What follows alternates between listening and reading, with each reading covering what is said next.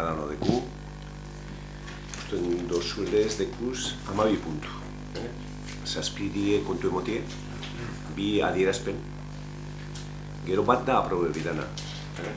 Da bigarren puntue, da urbanismokoa. Hor komisioa entzan. Eta azaltzeko, Alberto, berak azalduko dugu, zerrier basue, hartu gehiago demon, baina nifetote niko azaldute da bela komisioan. Baina, bueno, honan da guzti be, azalduko dugu berak. Laburpen batengo dugu. Osea, que hasiera mogutzako.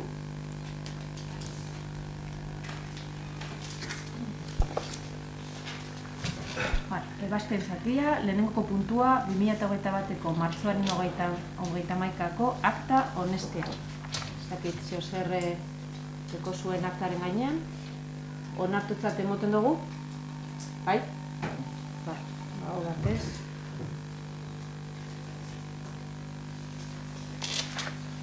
Bigarren puntua, Gernika-Lumoko hiri antolamenduko plan orokorraren 15. aldaketa xedatua behin betiko onartzeko proposamena, txaporta bizitegi eremuak eta industrialdeak finkatzeko.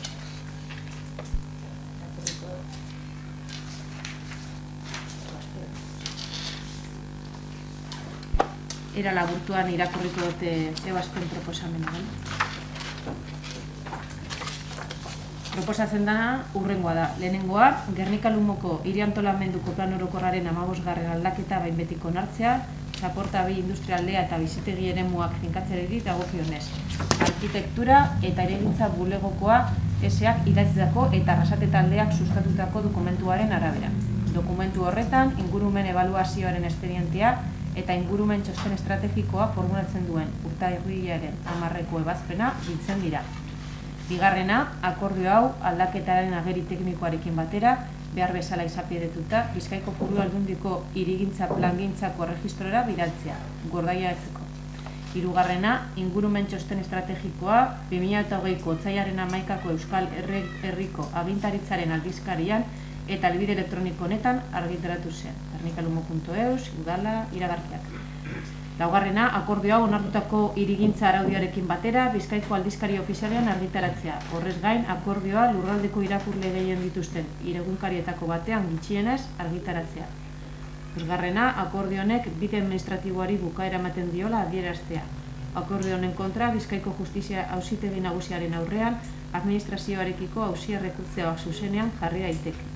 Errekurtso hau, jartzeko epea 2 hilabetekoa da, argitaratu eta hurrengo egunetik aurrera, administrazioarekiko auzien jurisdikzioa arautzen duen legearen 46.1 artikuluaren arabera. Hori guztia, bere eskubideak hobeto defendatzeko egokitzat jotzen duen beste edozein ekintza edo errekurtso aurkeztea eragotzi barik. Seigarrena, alkate jaurari ahalmena emango zaio erabaki hau burutzeko beharrezkoak diren xedapenak eman ditzak. Espedientearen dokumentazio teknikorako sarbidea esteka honetan dago. Gernika-Lumo.eus.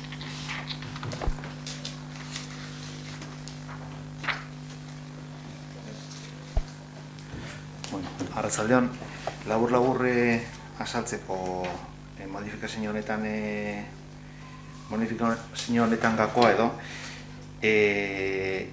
esan behar da Gernika-Lumo momentu honetan indarrien dekon plan orokorra 2000. urtekoa dela eta 15. modifikazio hau dator Santa Lucia eremuen eraikitzen ari ziren etxebizitza kooperatiba gestinoan eraikitzen ari ziren etxebizitza batzun sortu zan edo ikusi eben arazo baten ondorioz dator eta horan labur esan da modifikazio honek egiten da bena da Gernikako plan orokorrak esartzen da bezen arauek eta metro karratuen barruen eraikin bateko egin behar da bezen metro karratuen barruen albidetzen deu etxe gehiago egin alizetie. Evidente, etxe txikizabak izin behar dabe, baina uste dugu momentu honetan familizekin tamainoeri eta egoerari askoz be egokiza badala 2000. urtean aprobuzana baino.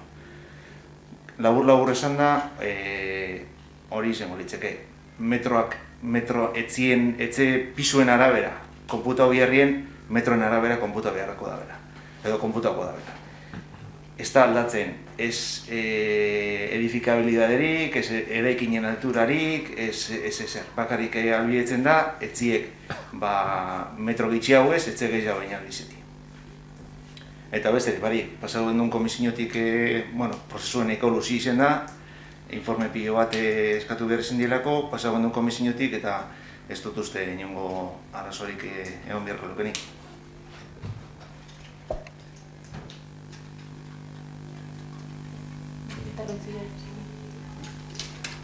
Bozkatzera pasatzen gara. Aldeko botoak? Aho batez onartzen da.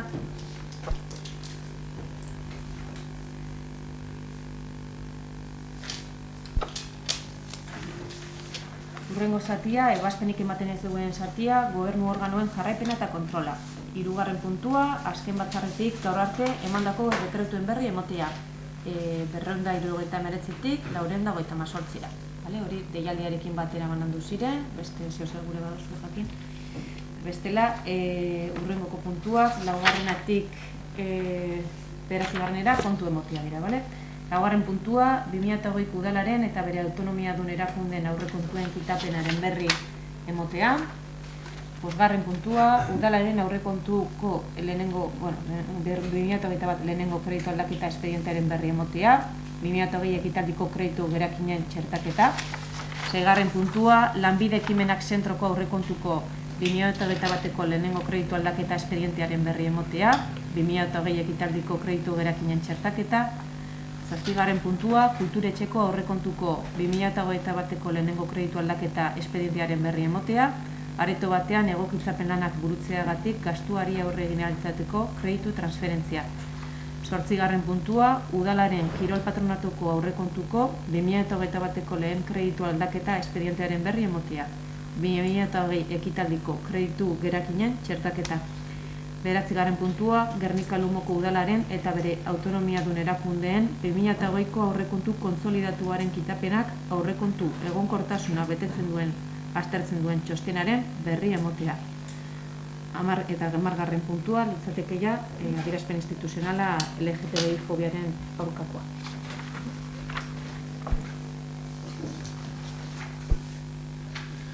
Honek barri emotieko nilebete komente gendu zen ogasun batzorde baten, baina Gernika Lumoko udalaren eta bere autonomia dun 4 erakundeen 2008ko aurrekontu kontsolidatuaren kitapenak aurrekontu egonkortasuna betetzen duen, aztertzen duen txostena dela eta geuse pare bat esango dutez. La normativa vigente en materia de estabilidad presupuestaria y sostenibilidad financiera establece que la intervención municipal debe emitir, con carácter independiente, un informe de evaluación con motivo de la elaboración y aprobación de los presupuestos, la ejecución de los mismos o su liquidación anual. El objetivo de estabilidad presupuestaria se entiende como la situación de equilibrio o superávit computada en términos de capacidad de financiación de acuerdo con el Sistema Europeo de Cuentas nacionales y regionales. Según esto, la suma de los ingresos previstos en los capítulos 1 a 7 del estado de ingresos debe ser igual o mayor que la suma de obligaciones previstas en los capítulos 1 a 7 del estado de gastos, efectuándose el cálculo en el documento de consolidación. Realizados los ajustes que prevé el Sistema Europeo de Cuentas en el Ayuntamiento y en los 4 organismos autónomos, se concluye que el presupuesto general consolidado de 2020 presenta superávit, o sea, capacidad de financiación. En cuanto al objetivo de deuda pública, la sostenibilidad financiera es la capacidad para financiar compromisos de gasto presentes y futuros dentro de los límites previstos de déficit y deuda pública. En el ejercicio 2020 no se han establecido límites para deuda. Al cierre del ejercicio 2020, la deuda, tanto sobre ingresos no financieros como sobre ingresos corrientes, ha sido aproximadamente de un 11%. Y sobre el objetivo de regla de gasto, pues analizadas las liquidaciones de presupuesto del ejercicio 2020, tanto del Ayuntamiento como de sus 4 organismos autónomos, y realizados los ajustes previstos en el Sistema Europeo de Cuentas, resulta una variación de gasto computable de menos 9,5%. Por lo tanto, si hubieran seguido en vigor los objetivos mencionados, pues los habríamos cumplido claramente.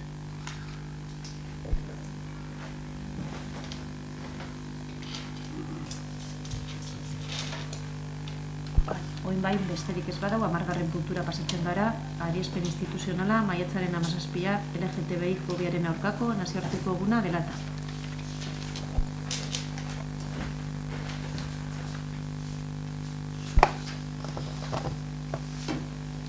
Arratsaldeon guztioi, danok dakigun moduan, pasan maiatzaren 17an, LGTBI fobiaren aurkako nazioarteko eguna izan zen. El pasado 17 de mayo fue el Día Internacional contra la LGTBI fobia y recibimos una recomendación o un correo por parte de Eudel en relación a un texto que hemos compartido. Testu hau partekatu ditugu talde guztiokin eta berdin du Eusko Jaurlaritzako zentrotik datorren testu hau eta testu honekin bat egin dugu eta irakurri dugu. 1990ko maiatzaren 17tik homek homosexualitatea gaixotasunen zerrendu zuenetik egun hori ospatzen da. Eta balio esanguratsua du lesbiana, gay, transexual, bisexual eta intersexualentzat. Gaur egun LGTBI kolektiboak oraindik ere aurre egin behar dien eskubideen aldeko eta diskriminazioaren aurkako jardueren ardatz katalizatzaile gisa. COVID-19aren ondorioz bizi dugun egoera eragin handia izaten ari da gure kolektiboan ere. Beraz, sexu eta genero aniztasunaren aurkako gorrotoak eragindako erasoak saiatzen jarraituko du.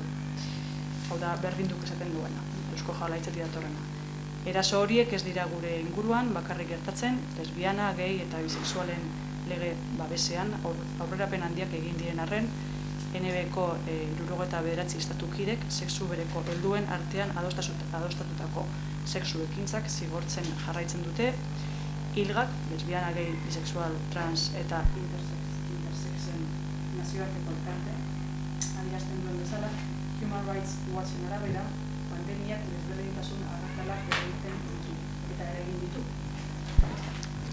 Eta kolektibo batzuk besteak baino ahulagoak dira. LGTBI kolektiboaren aurkako aurreiritziak nabarmenak izan dira COVID-19 emandako erantzunetan munduko eskualde askotan. Orduan Gernika-Lumoko udalak maiatzaren 17an eta urteko egun guztietan LGTBI pertsonen eta haien ingurukoen ondoan jarraituko du LGTBI fobiaren aurka borrokatuz.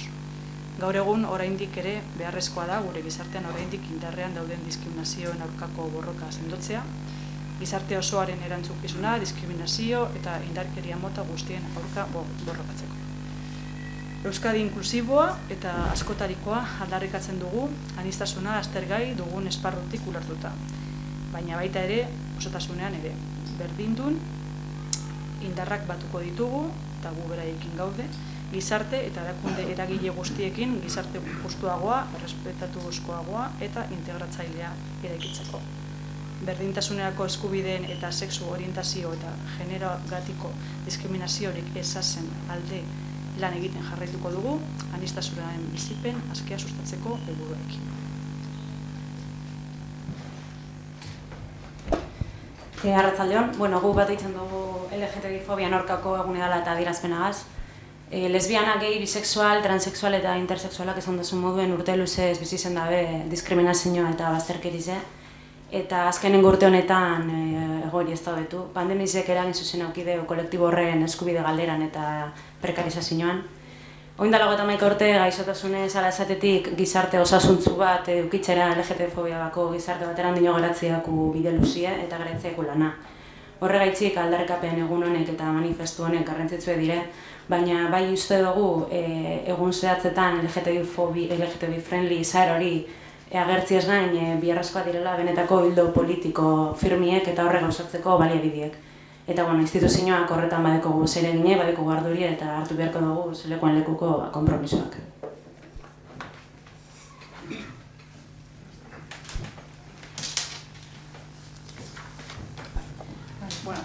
Eskerrik asko, Leire zure erantzunagatik guztiz ados eta jarritun zauzen moduan uste dut planen barruan datorren hilean alba duguna aprobatuko dugu, hor bertan ikustetizu akzio batzuk. Eskerrik asko. Eta erreguak eta galdera puntura pasatu horretik, dau beste adierazpen instituzionala, Palestina eta Israelen egoerari buruzkoa. Orduan, gai ordenetik kanpo dagoenez, boskatuko dugu gai ordenean sartzea, ondo baditzuzue. Norbaitek horren kontra dago, edo ontzat emoten dugu, eta hau batez, bai, aurrera.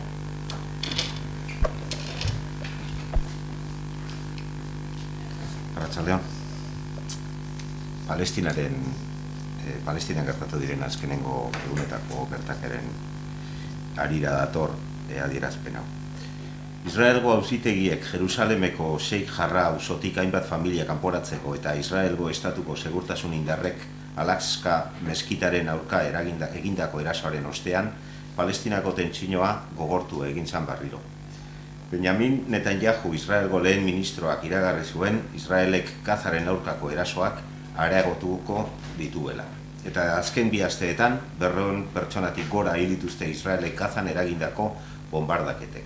Tartean, hainbat hau. Israelgo armadak 5.000 erreserbista mobilizatu zituen eta iraupen zehaztu gabeko lura erasoaldi baterako prestatu zen. Azken egunotan, behin-behineko suetena ezarri bada ere, Gazan eragindako ondorio materialak eta pertsonalak izugarriak dira. Nazio Batuen erakundeak indarkeria maila horrek Palestinako biztanleengan dituen ondorioez ohartarazi. Gertakari hoien aurrean, Gernika-Lumoko udalak, Israelek Palestinako herriari egiten dizkion giza eskubideen urraketak salatu nahi ditu. Ildo horretan, nazioarteko komunitateari dei egiten dio erasoaldi militarrak geldierazteko eta elkarrizketarako eta negoziaziorako bideei berriro ekiteko. Mahmoud Abbas, Palestinako presidenteak Europako erakundeen laguntzarekin nazioarteko bake konferentzia bat egiteko egindako eskaera babestuz. Nakbaren 73. urteurrenean, Israelek lurralde palestinarrak legez kanpo okupatzea salatu eta gaitzesten du. Eta aldi berean, elkartasuna eta konpromisoa adierazten du herri palestinarraren giza eskubideen defentsarekin, nazioarteko zuzenbideak ezarritakoaren arabera. Eta azkena, Palestinarako laguntza humanitarioa indartzeko eskatu die EAEko erakundeei pandemiak are gehiago eredotu baitu haien egoera.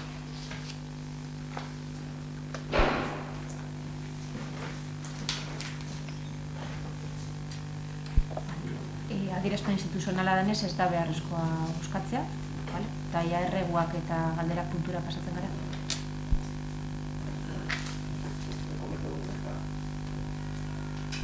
Bueno, banek betiko les amaitzeko ingo eta putxuet gai batzuk zerenganien gauzen lanien, ez danak batzuk, 3-4, pero dozen erdi bet. Bueno, pues eso, que quiero expresar o contar un poco para que la gente conozca en qué estamos trabajando, aparte de otras cosas, ¿no? Decir que en la calle San Juan, la primera fase, los técnicos me han dicho que ya se asfalta la próxima semana. Sabéis que queda la acera y los carriles de rodadura a la misma altura. Y luego quedará en los 4 vértices, donde están los semáforos en la intersección con Don Tello, pues faltan ahí unas jardineras que iban a hacer in situ, pero por las cosas de comunicaciones que hay allí, de agua, telefonía, luz, pues no pueden hacer in situ. Inicialmente estaba pensado así, pero bueno, eso tardará, pero espero que en más o menos en 2 o como mucho en 3 semanas esté todo terminado. Y bueno, y la idea es terminar la calle entera. Entonces se está elaborando el proyecto de la segunda fase, que es desde la feria 8 de enero a la Artegal. Más, hemos encargado un proyecto de señalética o señalítica vertical. Bueno, era una asignatura pendiente que teníamos de señalizar mejor las cosas, fundamentalmente primero los centros de salud, los centros escolares y el instituto y demás, centros de educación, las instalaciones deportivas y las instalaciones culturales, la zona industrial, y bueno, con idea de que dentro de un año podamos tener una señalítica mejor, ¿no? Porque uno mismo cuando residimos aquí y sabemos dónde ir, pero alguien que se desplaza desde el exterior pues a veces tiene problemas en encontrar dónde está el hospital o dónde está el ambulatorio o cualquier instalación, ¿no? Luego tenemos elaborado un proyecto que es la envolvente del refugio, el refugio de Astra. El refugio de Astra, también antes de que se desmantelara el conjunto de Astra, pues estaba protegido con una cubierta. Y hace año y medio o algo más, cuando se puso la exposición de Auschwitz, pues nos dijeron los técnicos que le entraba agua. Entonces lo que hay que hacer es primero, por un lado, por tema cultural y por el tema de memoria histórica, pues el conservar en condiciones lo que nos quedó, lo poco que nos quedó de pie en la guerra, ¿no? Y entonces ahí hay un proyecto ya elaborado, tenemos intención de poder hacerlo, que valga también para exposiciones culturales y poner en valor ese refugio y mantener en condiciones, ¿no? El Paseo de los Tiros que comenté el pleno anterior, pues íbamos a empezar ahí a primeros de mayo, pero por ciertos trabajos que han surgido sobre la marcha, pues ha retrasado un poco y me han dicho los técnicos que la próxima semana iban a empezar a hacer, ¿sabéis? Esa distancia que hay desde el instituto hasta Landaverde, que son aproximadamente 400 metros, y la verdad es que no está muy bien, y poner ya todo el Paseo de los Tiros pues en buenas condiciones, ¿no? También hemos hablado más de una vez de la capilla del cementerio, o por lo menos la última vez. Ahí se han hecho trabajos importantes, la cimentación se hizo, la cubierta se la ha puesto en condiciones y ahora se está trabajando en el interior, poniendo bien las paredes y el suelo. Y bueno, pues es un trabajo que está haciendo la propia brigada del ayuntamiento y creo que en mes y medio estará en perfectas condiciones como para hacer uso de él, ¿no? Y luego decir también que hemos encargado un anteproyecto de la biblioteca en la Escuela de Chicas, fundamentalmente para el tema de comunicaciones, volumetrías y el montante global, porque sí es factible y esperemos que sí. Sabéis que hay mucha gente que sube al ambulatorio y por temas de salud pues dicen que les queda un poco, como hay bastante pendiente, pues les queda como complicado, ¿no? Y entonces ahí sería intentar, con la accesibilidad de ese edificio, en vez de hacer un ascensor interior, ¿no?, al edificio, dejar todo diáfano y poder comunicar, además del edificio, pues la calle de arriba, ¿no? Y llegas de la parte baja a la parte alta, y ya en esa parte alta ya no tienes distancias. Pues la gente que quiere ir a la Casa de Juntas o al Parque Europa, o quiere ir a la iglesia de Santa María, que a veces también hay que ir, o al ambulatorio, que también toca ir, a la gente que está mala y está en esas condiciones. Bueno, pues está encargado el anteproyecto y la idea de este equipo de gobierno es en esta legislatura poder ejecutar el proyecto de la biblioteca y simultáneamente, si podemos comunicar la parte baja con la parte alta, pues se hará y esperemos que sí. Bueno, besterik ez badago, bai, Santi. Barkatu, baina ez duen jatatorren barikue, azken barikue dela, eta honino presoak sufritzen dabiz, eta datorren barikuen, betik orduen, Basilikuko eskaileretan, horren eskubideen aldeko elkarretaratzea gongo da. Bueno, beste barik, eta, bueno, nik uste bilarazten direla komisioa, ez da inaki, ogasuneko komisioa, aurrekontu ebitxuteko, eta, bueno, urrengo osoko bilkura beste puntuen artien, egon dizela, aurrekontu ez da. Da, ekainien akauetan espada edo arintxoa balbat, arintxoa egingo dugu, baina, danagaz, erreguek eta kalderak eta danagaz. Vale, bueno, ondo bili.